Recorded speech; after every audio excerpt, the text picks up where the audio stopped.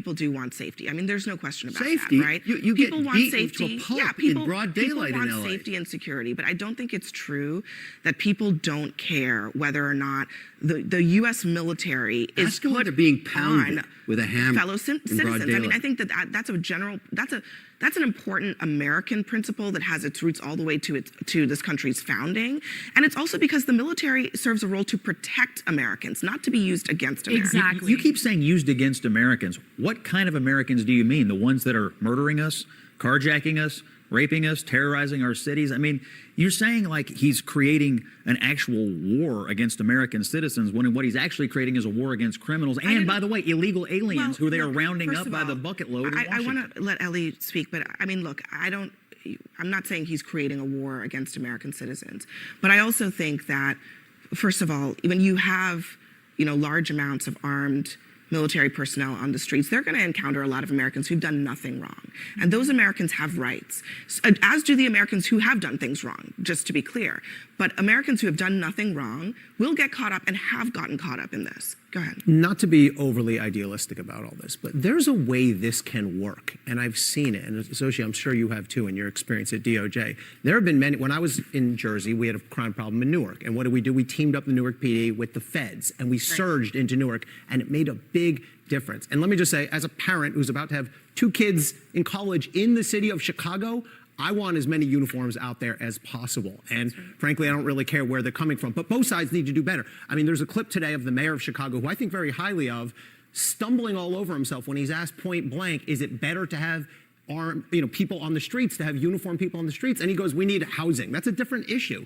He needs to say, yes, but we need to work with. And the feds need to cut it out. Donald Trump needs to knock it off with that sort of over-the-top rhetoric. There's a way to do this constructively. I saw it done during the Bush administration. I saw, Scott, you were part of. I saw it done during the Obama administration. All it takes is let's get past the craziness, the rhetoric. If you work together, you can do it. I've seen it. You've seen it. And part of it is also that Democrats are waiting for Trump to come into their cities and bring the National Guard. And that is not a good solution, and it is not going to end well for anybody.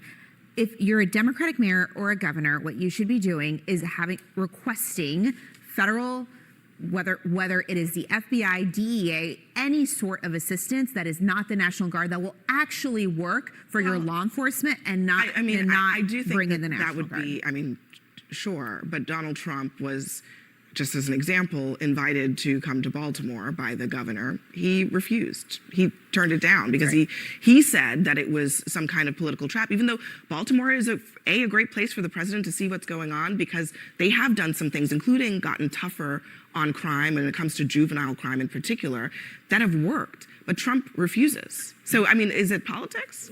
Well, of course politics is going on here. I mean, you said that they should be asking for federal resources, but that would be an admission that they have lost control of their cities. That's so not losing Brandon control. Johnson, I mean, Chris no. Raymond, that would be an admission they've The lost way control. that mayor of D.C. asked for federal resources too. She was transparent. But Brandon Johnson, the mayor of Chicago, said, I don't want more police. And he even said today, we don't even want to put people in prison. But this is what I'm telling you. I'm telling you that Democrats should think about potentially asking for more resources. What I'll say here is that— I agree with you, but they won't.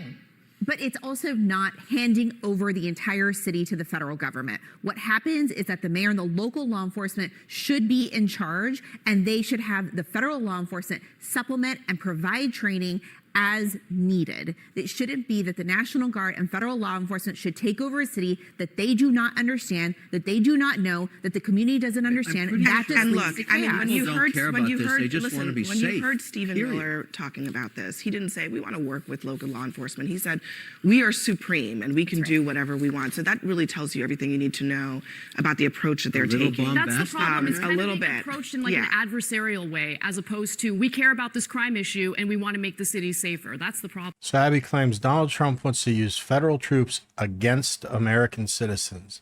No clue what that means either. Everyone knows he's talking about radical activists who riot, loot, and burn cities, not families grilling in the backyard on Saturday. Even most liberal viewers don't actually believe the military is going door to door looking for random people to harass. One thing Trump's always made clear is that federal force is to protect honest Americans from the small but destructive group that wants to tear things down. Abby frames it like law enforcement is the enemy, when in reality, they're the only line of defense between ordinary citizens and chaos. And Scott nails the bigger point. These leaders won't even request federal help because it would mean admitting failure. Their reputations matter more than protecting their citizens. That's the sickness driving this particular debate. Trump isn't using federal power against Americans. He's using it for Americans. It's got to be tense around there. I know CNN can't stand these guys. Scott Jennings, lays out the facts with precision, and then Kevin O'Leary's always backing it up with the kind of blunt, no-nonsense perspective that cuts through their BS spin. Meanwhile, Abby twists vague phrases like "caught up" or "troops against citizens" to keep viewers afraid. But the truth is obvious. Trump's approach is about protecting the people who follow the law, not the ones tearing the country apart. But what do you guys think? I mean, am I right? Did Scott and Kevin expose CNN's game here? Or do you think Abby or any of the other ridiculous panelists made a point? Let me know in the comments.